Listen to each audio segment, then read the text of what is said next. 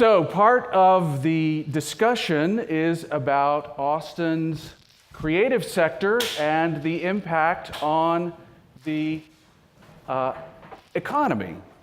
So I'd like to start with Jennifer of the Texas Cultural Trust, which has been keeping track of a lot of economic impact of the arts throughout the state. What is the current state of the economic impact of the arts in Texas and Austin, if you have that information? I do. I would say, probably as a surprise to many people, and certainly people from outside of Texas, that the arts are doing quite well in Texas. It is has a $5.1 billion impact statewide economically, that's billion with a B. I like to point that out. One of the things that the trust faces and fights all the time is the thought that arts are a nice to have and not a need to have. But when you're talking about an impact that large and that significant, it certainly is an impactful part of our sector.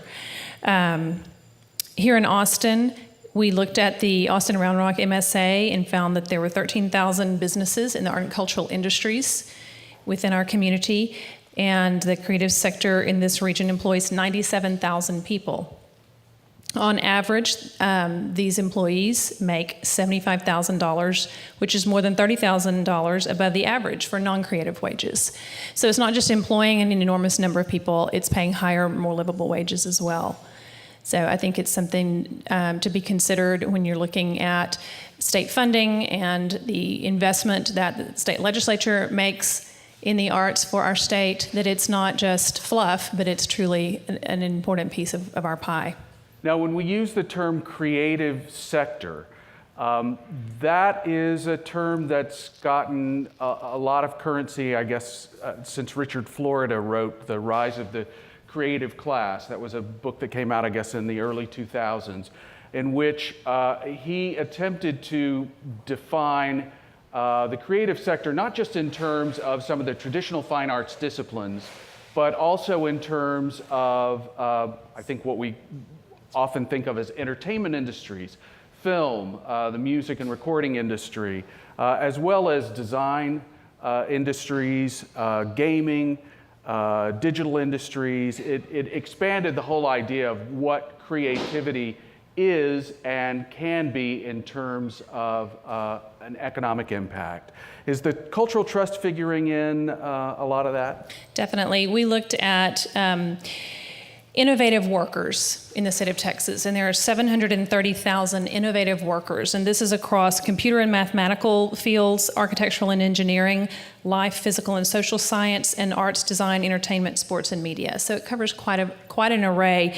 But those are the occupation codes that we covered. But these are jobs that rely heavily on critical thinking, innovative problem solving, and strategic thinking. All of which is based in creativity. Probably the kind of thing that happens in a building like this one. Something like that, I would imagine. So I'm curious to find out from everybody, how did we get here? How did we, Austin, as a city, get to the place where we have this kind of powerful, ongoing creative sector that has this kind of powerful impact on the way we live? Anybody want to jump in? Jennifer, you've... Sure. Well, we've talked about this in other settings and situations, but a lot of people come to UT and stay and then raise families. It used to be a cheap place to live, so the creatives could get away with doing all kinds of crazy living situations to afford to be here. Theater companies, musicians, and visual artists. So it's really interesting because even though UT can be a draw for those students coming here, it's also a draw for all their friends. And there are all kinds of funny ways that you get invited to Austin when you live in this entire region. And people are like, oh, there's a place for you. It's called Austin. You'll find your people there. And I did. We're all here because we don't want to live in Dallas.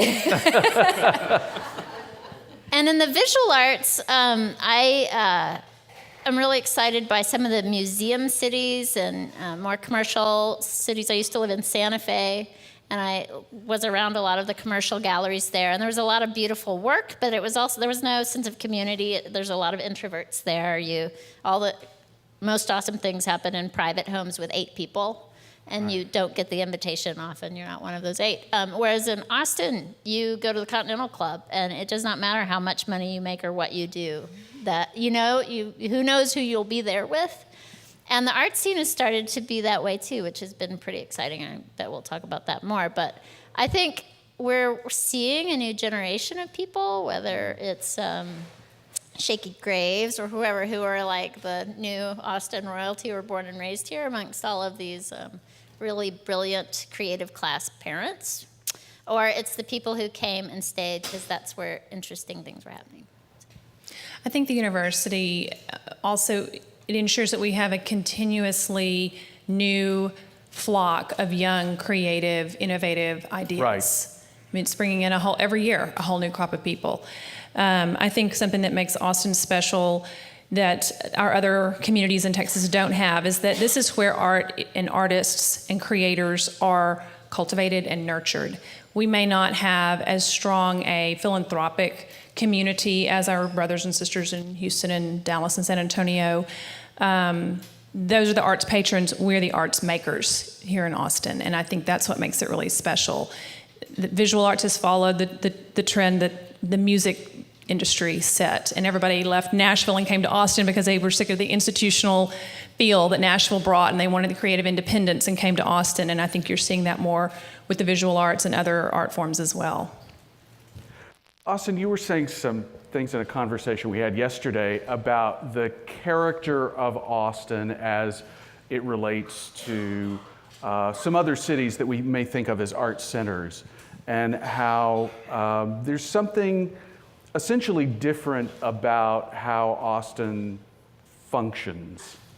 Yeah, sure. I mean, as far as creativity being brought here in this city as a center, I think you have to give the music scene credit where credit's due.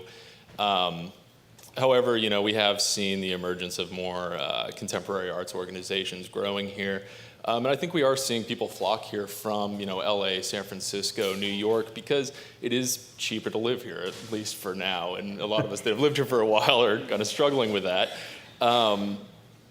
But there are a number of artists that live here and work here, and create their work here, and then they keep studios in New York, and they'll go there to sell their work. And at the same time, I think we're seeing a lot of the bigger collectors that live in Austin. They're not necessarily buying work here. They are still going to New York. But Austin is a creative hub. Me personally, working with collab projects, we see a lot of artists coming up from Houston because they have a hard time showing in Houston. I'm talking about younger artists that are looking for opportunities. And in Houston, they're primarily catering to these blue chip galleries and more established artists. And I think you see younger artists around the states, or around the state of Texas, that may not be able to get into these bigger galleries in Houston or Dallas, but that Austin offers them almost a greater opportunity for creativity and to show their work and create things that are a little bit different. There's not a pressure here to sell out your show at a gallery. Right. I think a lot of the galleries here are nonprofit, and they embrace a little bit more experimentation. And I think that's also why a lot of the galleries here that have stayed around for a while are nonprofits. Well, there seems to be an openness. I think it's part of the city's character as well as the cultural or creative community's character. There seems to be a willingness to try new things and to, I think it's almost as important, you were talking about competition some yesterday, to let other people try new things. And everybody seems interested in the new things that other people are trying. So there's a sense of, there's an ease of collaboration and a sense of community that when you sometimes get into larger markets or areas where competition is more the tradition, it's a lot harder to do. People find it easier to break in here and to collaborate. Jennifer, talk a little about Generous Art, because I think of that as being an organization that has a real Austin spirit in terms of not just trying for you as an individual to get ahead, but trying to serve a need that you saw in the community and to help a lot of Austin artists at the same time. Thanks. It started out as a way to solve multiple problems with one stroke. And a lot of those problems came from the needs that your relationships start to put on you. People, oh, you're an artist. Hey, I've got this fundraiser. Oh, hey, there's this. Hey, there's that. And it was like, I just happened to be at this little pivot point of all of these different asks. And I was like, hey, there's a better way to solve this problem. Artists have these piles of inventory. I have heard many dear friends and incredibly talented artists confess about their storage units as if painting was this really bad habit that they feel compelled to keep doing, and they're kind of embarrassed. I find that appalling. Like, this is their gift to be giving to the world, and just because the mechanisms for distribution for any of you in business are kind of broken for artists, that doesn't mean we don't value their work. You would also be horrified at the beautiful work that is in storage units. And I find that kind of heartbreaking, and as an artist, I find it hard to make more when the old stuff's piling up. So my friends get great wedding presents or whatever, but it's much more exciting for that piece to actually reach its audience and find its home. It's like your kids launching, you know? They went off, they did their thing, they found their place. And to kind of create a mechanism for artists to work collaboratively, to show their work, to do pop-up galleries like this one, we have art around the room. And then we sell their work with the same commission they'd get with a gallery, but we don't have the gallery overhead, so we can send 30% to nonprofits. So we contract up to over 70 nonprofits, and we've sent over $23,000 to local charities. I just was talking to one of our artists, Judith Simons, and I was like, hey, we've got a big donation to Sims. Do you want to get to deliver the check? That's really fun. Like, you can hand over your art to an auction. They may sell it for $15 at the end of the night. That doesn't do the nonprofit or you any good. You really actually care about these causes, because I wouldn't be standing as a mother of kids in this town with the affordability issues that we have if it weren't for the help of some nonprofits. Healthcare, childcare, all of these fabulous things that I get on sliding scale. So that was my way to make a bigger impact giving back. Austin, I want to jump back to you. We're talking about collaboration, and collab, I mean, it's in its name. Right. So your organization has recently undergone some expansion. You've found a new space. Talk a little about how that came about and what the goals are for the new iteration of Collab. Sure. Collab started about 5.5 years ago. It was founded by Sean Gallagher, who is our director currently and head curator. And it started as kind of this private project is this way, and it had really rapid turnovers. Every weekend there was a new artist in there doing a performance or a show, and the focus was really not on necessarily two-dimensional work or stuff on the walls, what you would typically think of as, I guess, traditional art. It was more focused on performance and engagement and kind of creating this spot for community to come together and exchange ideas. About 2.5 years into that, he approached myself and another gentleman named Chris Whitebirch to form a board and take it nonprofit. From then, it started to just kind of snowball into this beast that it is today. And it got to a point where we outgrew our little, probably 700 square foot gallery space. And so in the last year or so, we started looking for a new space to move to that we could have a bigger gallery space that we could divide up and do multiple shows. We could slow down our pace a little bit.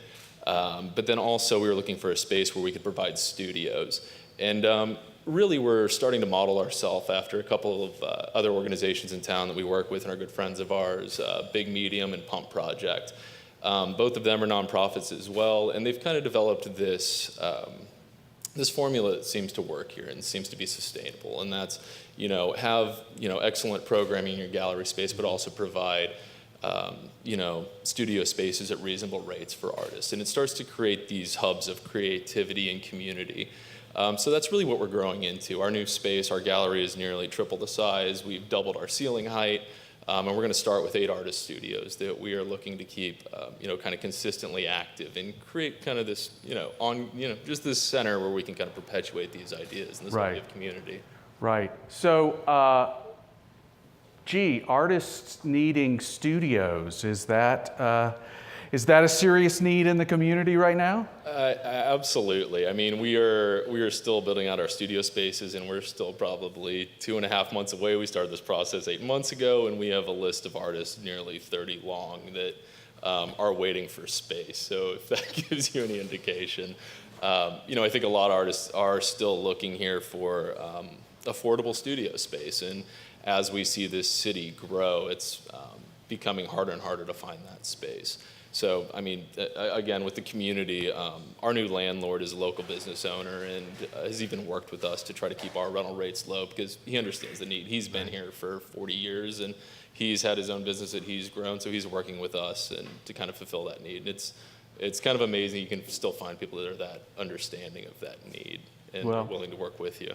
Well, it's Austin. There's still a significant number of people out there. There are developers who are embarking on projects that specifically have the cultural sector in mind, such as the Think East development, which Fusebox Festival has been has been helping with the organization of.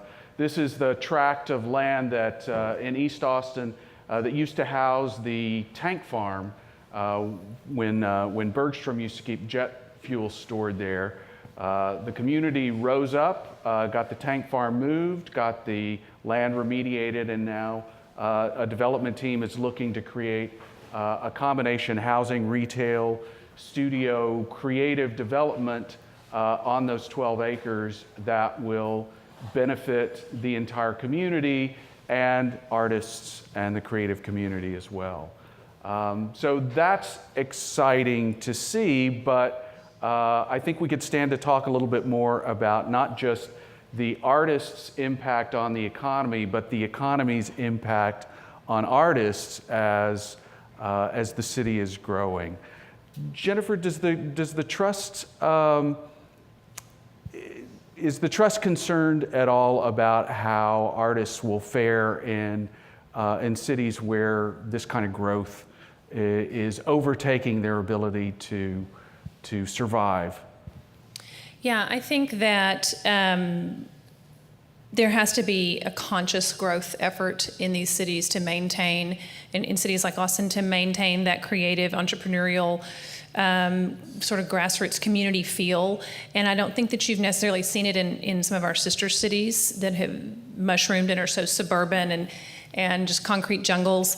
That's one thing that Austin does really well. I mean, it's on bumper stickers and t-shirts, Keep Austin Weird, but it really is a thing that we want to maintain that local feel and that accessibility for artists. And, just like we don't have the history of philanthropy and the old industries that contribute to generations of giving, we also don't have the old actual physical infrastructure that some of these cities have that could be great spaces for artists to live, work, areas and studios. One of the tools that the state has at our disposal, and Austin has utilized it at a couple of times, and we have about 20 some odd around the state, are our cultural districts. It's a cultural district designation that the state of Texas offers, and this is a great opportunity for places like Think East to cobble together not just galleries and studios and cultural amenities, but artist living areas, retail, restaurants, and have sort of a destination spot and get a cultural district designation. Now, unfortunately, up until hopefully this session, there's been no carrot attached to that designation. It's simply been, a designation where you come and get a certificate and maybe there's a sign.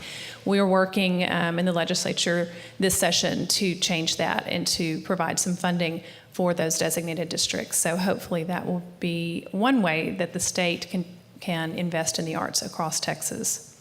Are there also models in other cities, either organizations or developments or initiatives that you think or that you've seen working elsewhere that might be imported to Austin to help with this situation? Well, there are cultural districts in several other states outside of Texas, many of whom have sort of a tax increment financing district tied to them, or some sort of tax incentive. We've seen it where all the businesses within a cultural district are tax exempt, so you can buy your art tax exempt, or attend theater performances and buy tickets and such tax exempt. So any kinds of incentives like that I think are fantastic. I know that one thing we do here in Austin that could be expanded upon is the I don't know what they call it, but it's in development for when you build a new building, that a certain percentage has to go into the public art program. And we see that in other communities as well, but much larger than what we have here. So I would say that's something that we could look at expanding. Yeah. You were talking about that the other day. Yeah, we have a percent for art for public buildings, so anything that goes through the city of Austin gets a 2%. It used to be 1%. But there's a trend nationally that there is a percent for private development to either fund public art on their site or to go into a general fund that funds the arts, the same way our cultural arts division is funded by hotel occupancy taxes. 15% of our hotel occupancy taxes fund the cultural arts department, and then is awarded to both individual artists and nonprofit organizations. And that's my shocking thing about Austin is, like, we know we're cool, but we don't really appreciate what we have until other people by the hundreds move in to appreciate it for us. And that is something that you gotta value who you are in that relationship and what we are offering to the new people that come here. And they come here because we're a creative city. We think outside the box. Our tech companies are amazing. Like, we have interesting activities all the time. It's starting to be like, what 4 things this weekend? So and the newcomers get it. The people who've been here a long time just feel bothered by the traffic, but we're kind of giving it away. I think we take it for granted. Yeah. Honestly, I think we take it for granted. I've had friends from out of town come in to hear live music and just be just blown away by the number of options we have on any given night. And do you even realize how good you have it? I mean, most people, we have to wait or calendar it or look, schedules months in advance, and you could swing a dead cat and hit live music and within a 2-foot radius in Austin, Texas on any given night. I've actually done that before, and it's true. That was my East Texas coming out, sorry. We've alluded to it a little bit, but I think tied into this, and part of our conversation yesterday, was also about space and the fact that we often, there are many sad stories in Austin's creative past of spaces that were not valued. Historic venues, whether you go back all the way to the Armadillo World Headquarters or just down the street where Liberty Lunch used to be. Institutions, what were Austin institutions, which were not able to survive economic growth. And when spaces go away, they often don't come back.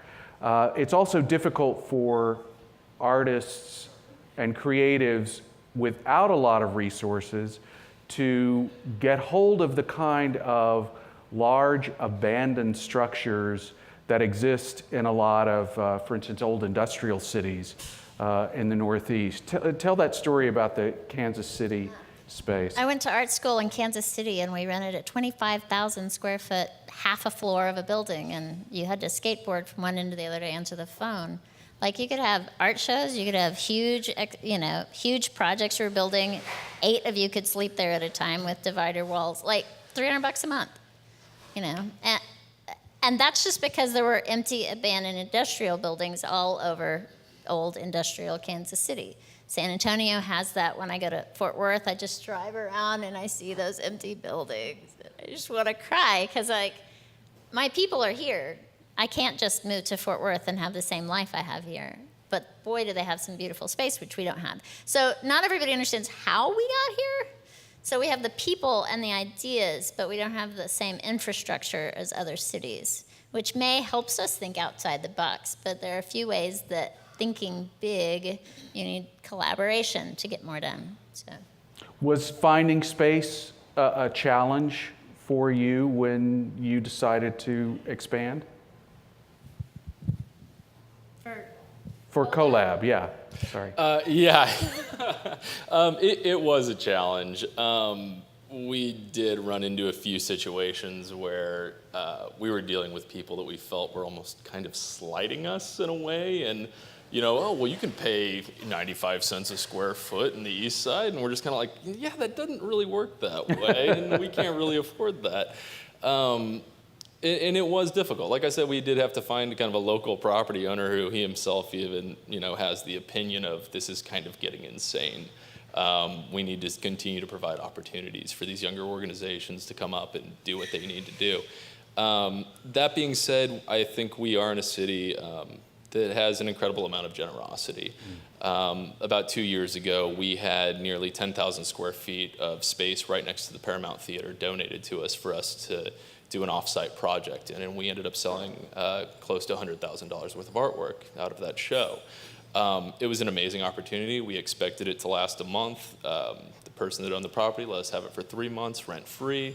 It was all this kind of amazing donation and generosity, and it worked out really well for us. And that opportunity is partially what's enabling us to move into this new space and build it out the way we need to.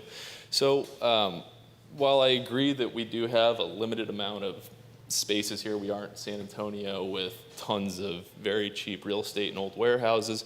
There are opportunities around town. I think you just have to put quite a bit of extra effort into finding them and finding those opportunities as well.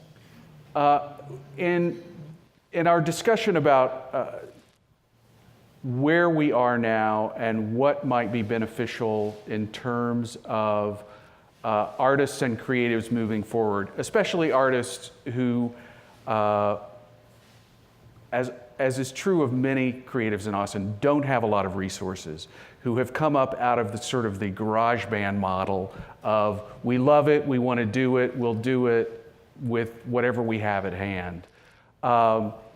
We talked a little about entrepreneurship and what might be useful for artists to get a better handle of or think of themselves in moving forward in this kind of a climate.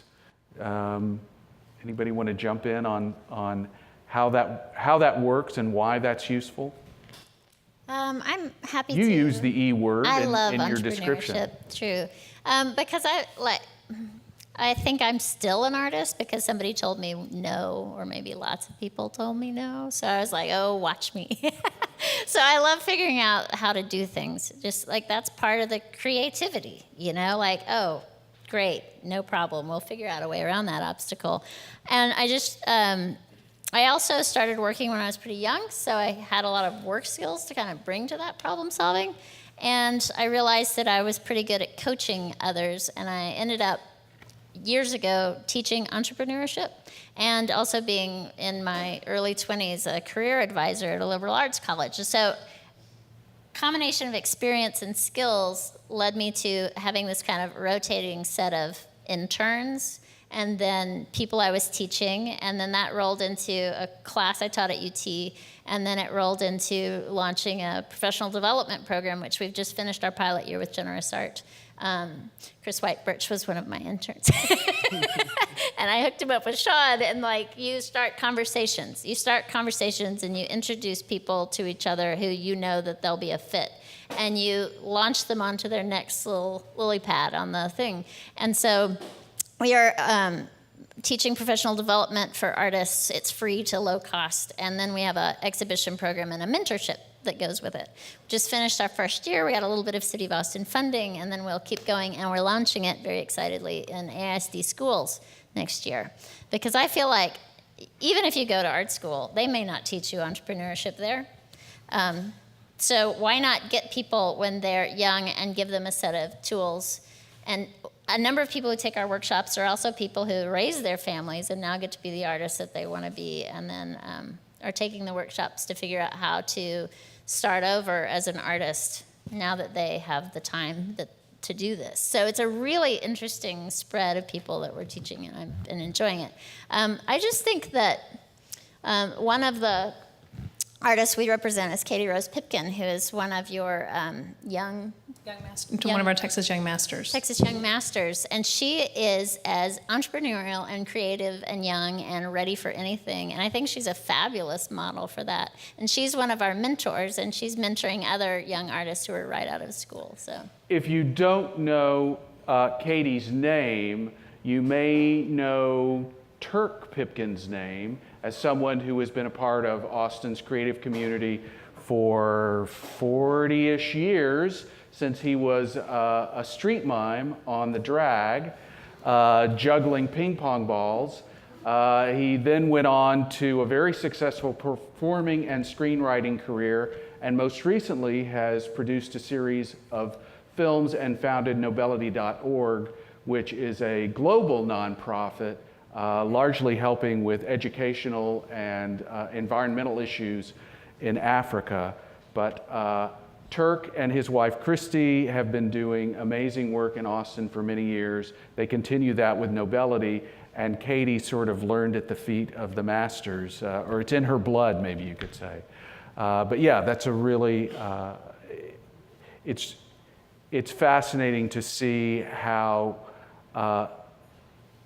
the next generation of some of the creative class has absorbed the most important lessons of their parents or the previous generation, their mentors. We've spent a lot of time here talking about the artist perspective, the creative perspective. I want to bounce back a little bit because we're getting close to the time when we want to open it up for questions. But what about the general public? What is it that the people of Austin who maybe aren't directly part of the creative sector should know about the art scene here?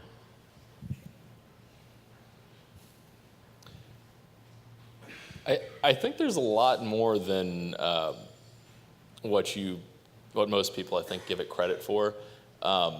There's a lot of really interesting things happening over in East Austin, and I go to most of the art openings, and it's funny. I see a lot of my peers there, and I see a lot of the same people again and again. And it's only during the West Austin studio tours or these bigger events that you start to see slightly different audiences come in. And while that's amazing during those events, it's a little disheartening when there's some really amazing local talent putting work out, and there's some really amazing local galleries that are putting on amazing shows that I feel like most people aren't aware of. And it's hard to kind of, we've all asked this amongst ourselves and kind of the community, but how do we reach the rest of the city? How do we reach across I-35 and get the attention of everybody else? And it's something that we kind of, it's an ongoing struggle, despite the fact that we have listings in the Chronicle and the Statesman and there's reviews. It is kind of funny that we don't see bigger crowds out, and I think that's kind of an ongoing question. Like I said before, a lot of the people here that are collectors or go and look at a lot of art there, I feel like they're doing it outside of Austin. And like we said earlier, I think a lot of people kind of take for granted the amount of creativity and things that are being created in this city.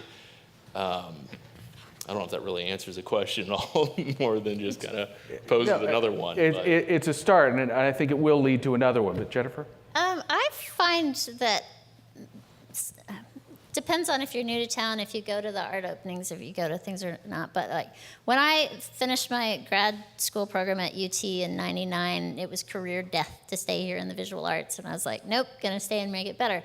And a few things happened, and one was Big Medium's East Austin studio tour, which was a total game changer. And it's because it was the right event for the right audience. Austin people want to show up, say their first name, shake their hand, and have a conversation with you. They don't want to be judged on class or whether they're going to buy something or whatever, which is a lot of how other more traditional gallery museum cities work. So I've both met and helped create a couple of crazy Austin art collectors who then became East and then the West Austin Studio Tour devotees and go on these pilgrimages to artist studios to see these brilliant introverts and the beautiful things they make. And it's really kind of exciting. It's a different it allows your Austin's kind of identity as a curious city or a curious people to kind of really expand. You get direct access, you get real conversations, and you get a way in, like a real authentic way in. And so I think there are some real huge changes happening in the visual art scene. We know how South by and ACL have just ballooned. And you can look back and see some of the changes that made that happen. But with the visual art scene, we're about to have this huge, crazy arts district in East Austin with Think East and with Canopy. If you haven't been to Canopy lately, you haven't seen this amazing cosmopolitan arts What was at studio one space. time the Blue Hanger Goodwill store on Springdale is now this thriving studio complex where there's a tremendous amount of activity happening all the time. Yeah, and so once we get Pump Projects expansion, CoLabs expansion, Think East built, and watching Big Medium and Canopy's growth, it's juicy. Like I feel like I'm like watching a reality show happen. It's beautiful, and like people, like you said, there's a wait list for every single space. There, I see emails go by all the time. Need space? Where do you find it? What do you do? Oh, I want to be there. And I'm like, if I didn't have my lovely shack in my backyard, I would be over there.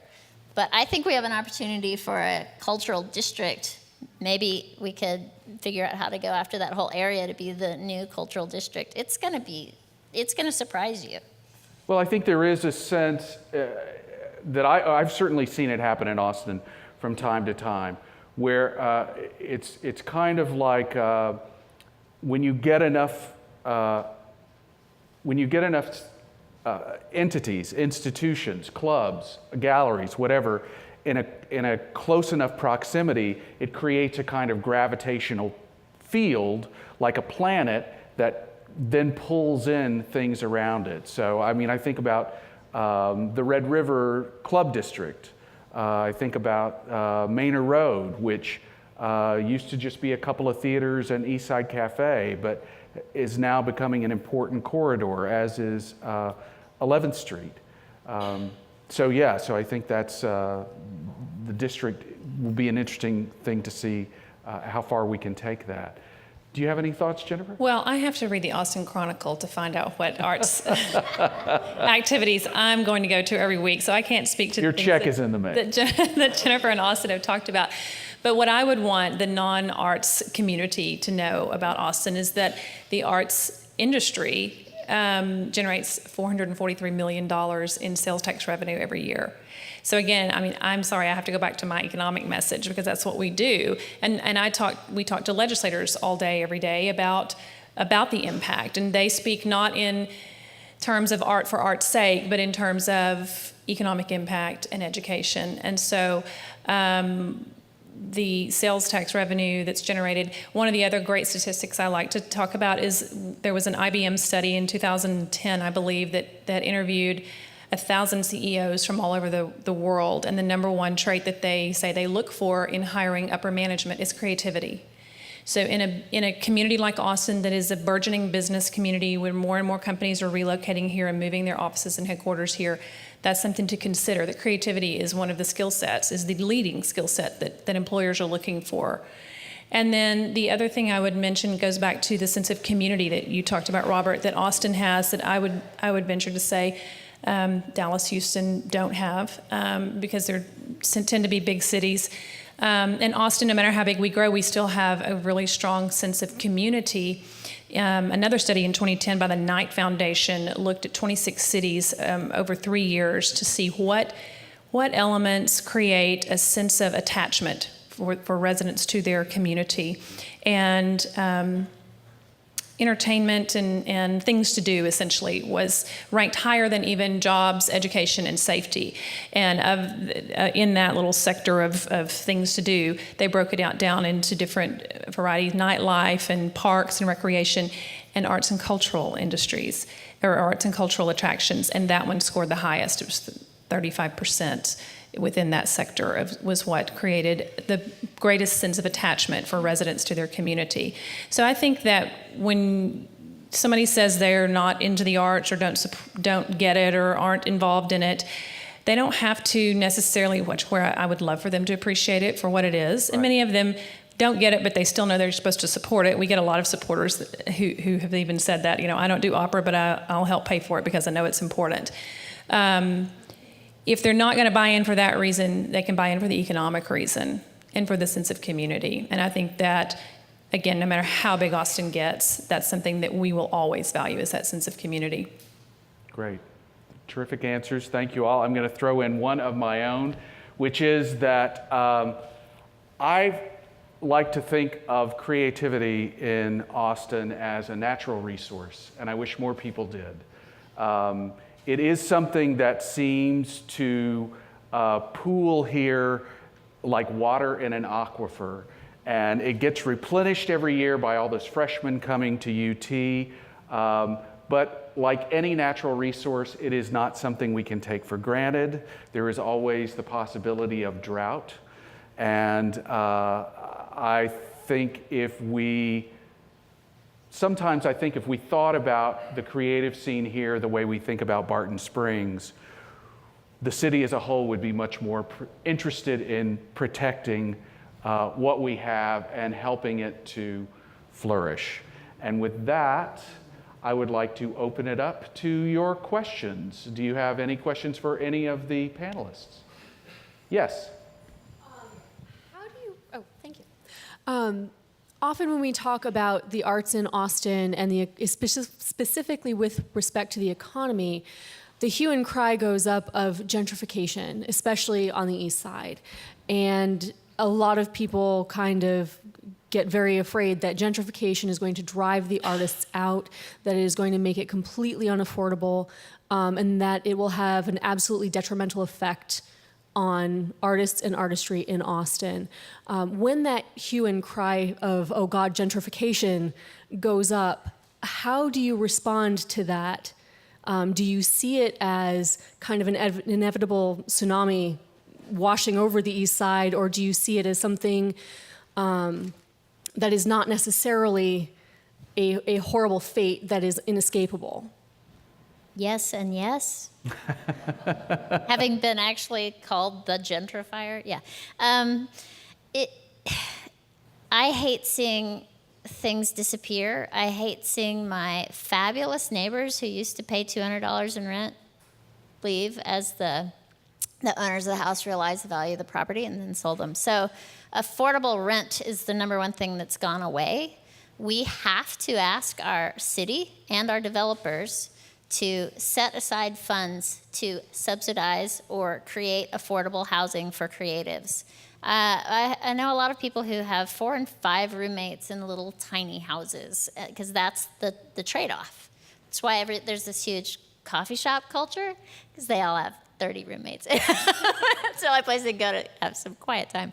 So I think we really need to work on educating the people who already know why they're coming here and building those huge developments. They already know what's valuable about that neighborhood to contribute to the culture that is supporting their projects. I have had some interesting conversations with a few developers who get that. And they're looking at more live-work spaces, more co-op spaces, more gallery spaces. And if you know people in those industries, keep talking about the value of your city. But we also have a chance with our new mayor and our new 10-1 city council that you have different people in different districts really talking about the kind of identity or character of their neighborhoods and their areas. And we just need to push for more affordability in every one of those districts.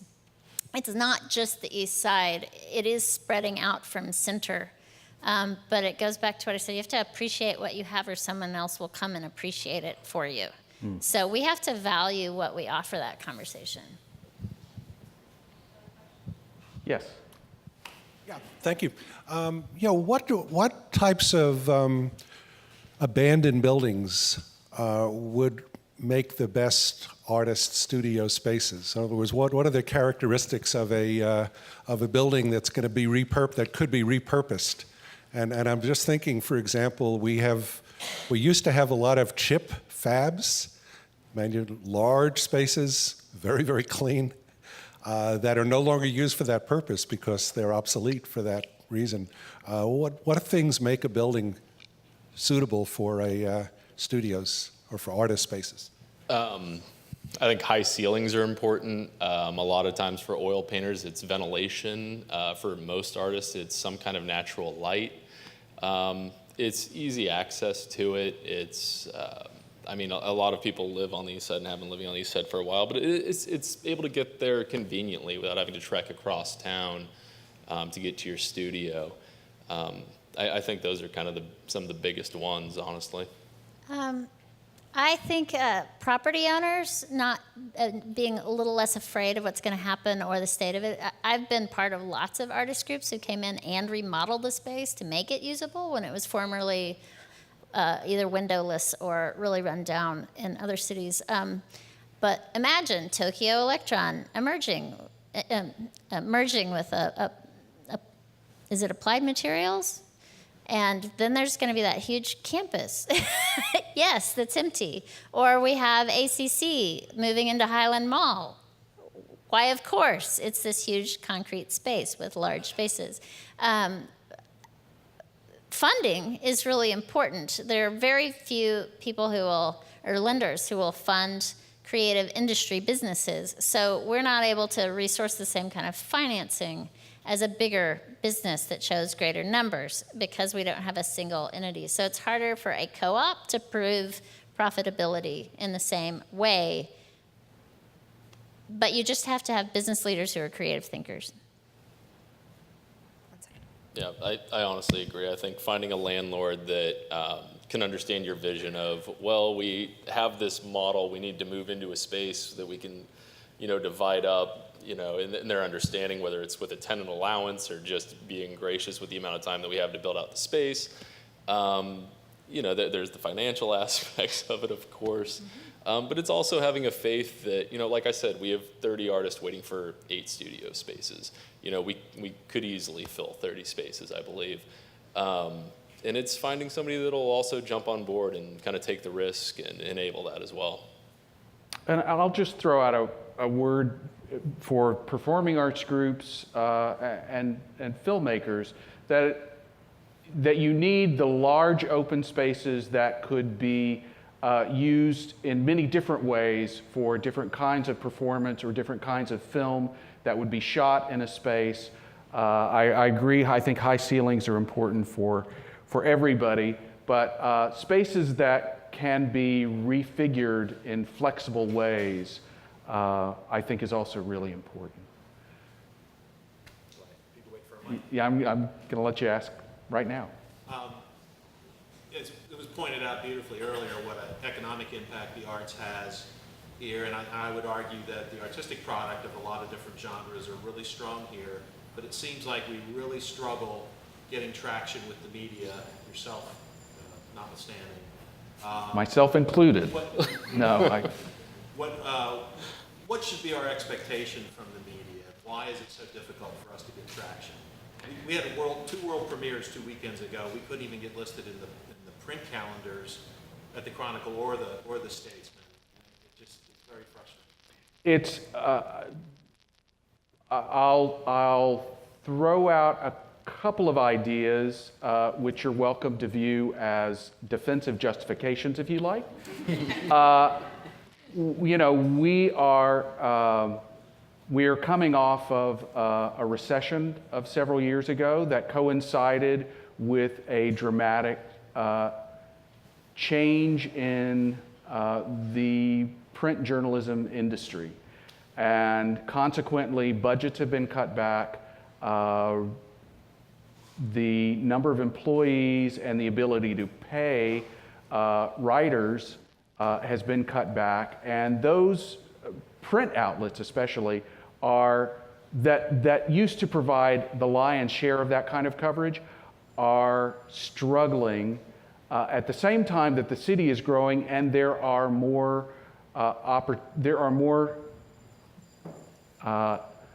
more performances, there are more exhibitions, there is more of everything happening all the time now, for which we have a smaller pool of professionals to respond to. So that's sort of the low and dirty answer to that. I find myself in the position of wanting to respond to a lot more than I would like to, that I would like to see covered in the Chronicle, but I simply don't have the writers, and I don't have a way to pay even for the writers that I do have as much as I would like to. We don't know how things are going to shake out with the print industry, but it's not happening now, and you don't see much slack being picked up by a lot of other organizations. There are a few bloggers that will do some things, but I can't speak to the reliability of the bloggers or the extent to which they are able to reach the kind of audience that would make a difference. Given the size of our industry, though, doesn't it seem like there's a little mismatch between the coverage that we get and the economic impact that we have to actually represent? Just seems like we're always fighting. Absolutely, but I would also point out that I don't make the calendar. And when various groups, for instance, the weekend before South by Southwest, which my print media outlet has a big connection with, but which doesn't help me in covering the arts. The weekend before South by Southwest, there were, I think, 7 classical music concerts that were all kind of crammed into that one weekend, largely so they wouldn't have to compete with the South by Southwest events. I have no control over that. All I can tell you is there's no possible way that I or the Statesman, or I think any other media outlet, can provide coverage for those 7 events at once.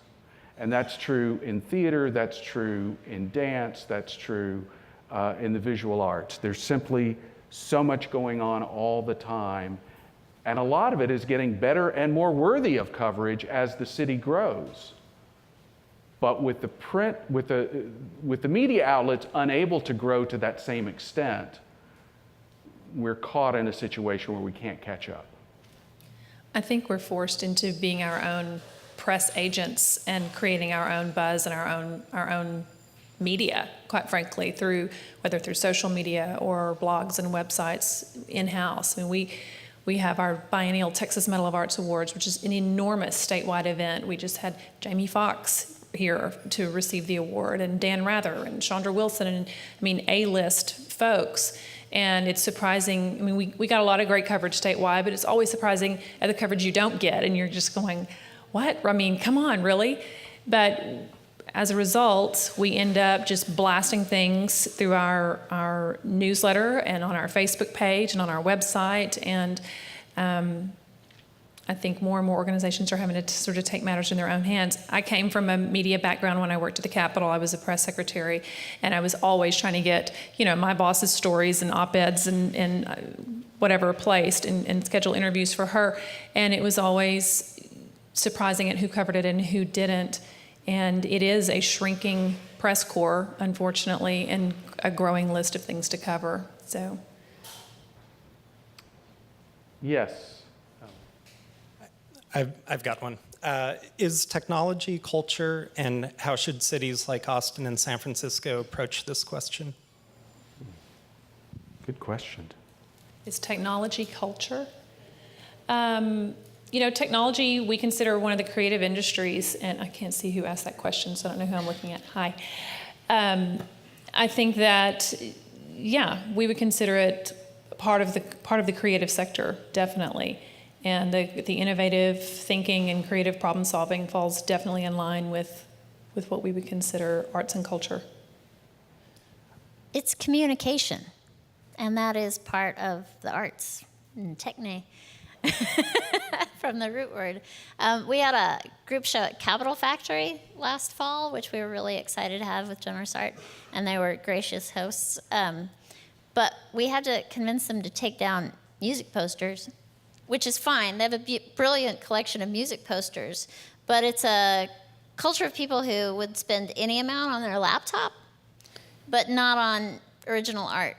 You know, software and hardware expenses, no problem at all, but why own that fixed object?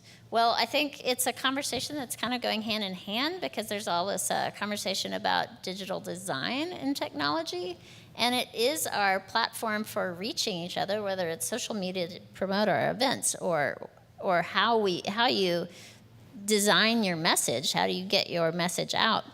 And I think it's really fascinating that the handmade is starting to be really, really valued because of how much you see in pixels. And I think it's a conversation that I'm excited to be alive at this moment in time and see how that grows. But we have, look back 15 years and then try and even look forward 10.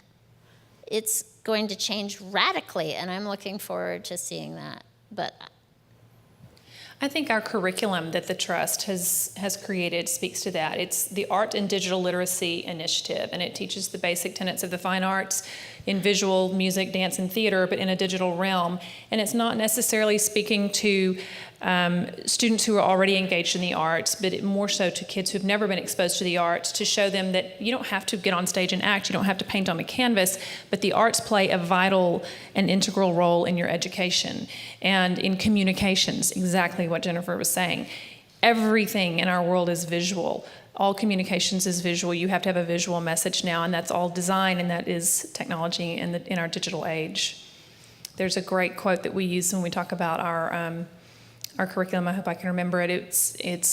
We've moved from the Gutenberg Bible was such a huge shift because it brought the written word to a mass audience, and we've shifted from the written word to the visual image. And so this technology age is considered the second Gutenberg shift in our society. See, I was thinking, to use an old baby boomer image, I was thinking it's like Dylan going electric. You know, it's which caused a huge furor at the time. How could he do that? But we are in this transitional period where a lot of people will still argue that technology may not be culture. And I think we're suffering from a long-standing sort of balkanization of different aspects of creativity. The fine arts are one thing, the live music scene is one thing, film is one thing, and they've always been treated as separate entities, that it feels like a really radical idea to think of them as one thing. But we're in an age where there's so much hybridization. The Fusebox Festival being a great example of a local festival that's all about kind of the mashing up of different kinds of art and technology, of art and food. But we have to think about the future and think about how we can bring more of these things together. We have time for one more question. Two more questions, all right. So my question is, on one hand, I'm hearing from the panelists that the creative class, as you said, is averaging $75,000 a year and pumping hundreds of millions of dollars in taxes into the state coffers. And on the other hand, I'm hearing from the panelists that the creative class can't afford housing, can't afford studio space. Could you flush out this data a little bit more for us? I think my creative class is much broader than just visual artists, which is, I think, what they were speaking to. Mine includes a lot of business and industry that it's considered the creative sector and the art and cultural industries, such as technology being one of the largest ones, architecture and engineering and graphic design. Yeah, I think if you look at, the opera, the ballet, performing arts are all very well funded here in Austin, and I think we're speaking a lot to the visual arts, and I think it's a little bit of a different situation. I feel like personally that the visual arts are typically underfunded compared to the other, kinds of arts, I guess. They don't have the long-standing institutions like ballet, symphony, opera. Every city has a ballet, symphony, opera. Right. The visual arts, there's so many different factions of it. There's not just one Yeah, and I think contemporary art is a bit of a harder sale. I think what we've been seeing recently with the Contemporary Austin and the way that they've been reaching out and working with other visual arts organizations has been really interesting. I think they're doing some amazing things for the community here.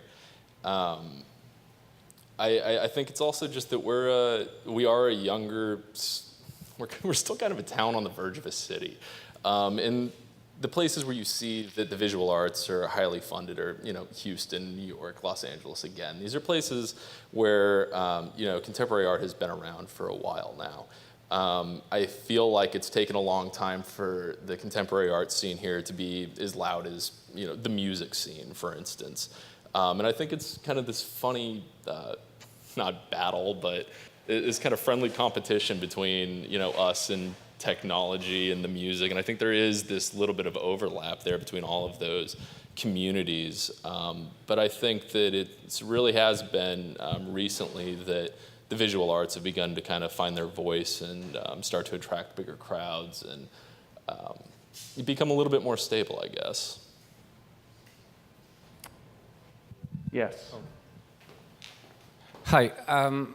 My question is, you're talking about East and West, and somebody once told me that art is a luxury, and I think the East and West provides a forum that makes people comfortable, not only by having the brochures, the catalogs, allows people to visit these different venues and where they should go and what they should do. And at the same time, because there's so many people involved, the artists and the other guests, I think it takes away from the uncomfortable or their inability sometimes to be able to communicate, because I think art can be very intimidating. And you said you go to all these openings and you see the same people over and over again. How do you make people feel welcome? How do you take away the stigma? Because no matter how great art is, a lot of people are afraid that they don't have the right answer or the right opinion, or that they might hate it, or whatever it is, and they're just afraid that they don't fit in. And I think that's a really huge issue that just doesn't go to Austin. I mean, doesn't just apply to Austin. I think you're exactly right. I think the idea of a white cube gallery is incredibly intimidating to people, and I think things that are visual art based, that are also event based, like the East and West tours, kind of makes it a little bit more casual. It's honestly one of the missions of CoLab. I don't know if any of you have ever been there, but we have a gallery, but we also have a large outdoor space. We have a bar, and we encourage people to stick around and have a drink or two, talk with people. The artist is here, the administrators are here, and we all consider ourselves pretty down-to-earth, open people. And we're honestly, what CoLab has slowly kind of evolved into is we have a show a month, and it very much is event-based. It's, come out. We're not this 2-hour time frame like a lot of the galleries you see around the country for their openings. We're open from 6 until midnight. We encourage people to hang out and stay around and participate in this community. And it really is kind of combating that almost like white cube, like sterile art ideology where, I can't talk about this because I don't know what it is. That's perfectly fine. That's actually great. Like, come explore something you don't know anything about, and let's try to create an environment where that's a comfortable place to do that. I think you're seeing that across the contemporary art scene as a whole. I mean, across the country with the way art fairs have grown. Even Art City Austin and all of these things. It's a way of, I think everybody's kind of trying to find this way to open the doors a little bit more and make it more comfortable for everybody. And I echo that for the performing arts scene. I think there's one of the strongest trends of the last 10 years in this city has been organizations trying to make an effort to be more hospitable to the people who are willing to come to the place that they're making art. I think the East Austin Studio Tour and West Austin Studio Tours are examples of that. But every performance at Zach Theater now ends with the cast on the stage inviting the audience to share a drink with the cast after the show.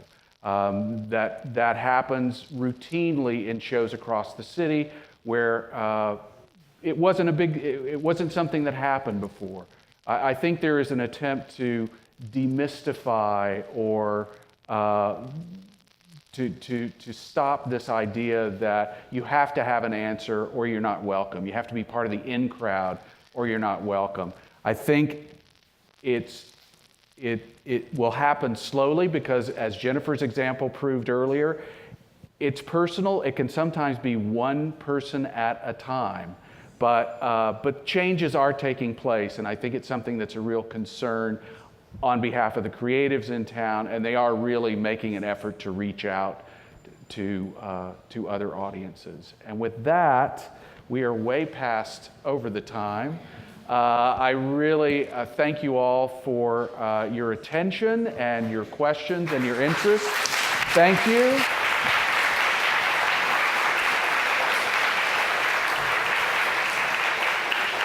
Thank you, Jennifer and Austin, and thank you, Aaron, for organizing this, and thank you to the Future Forum. Really appreciated it.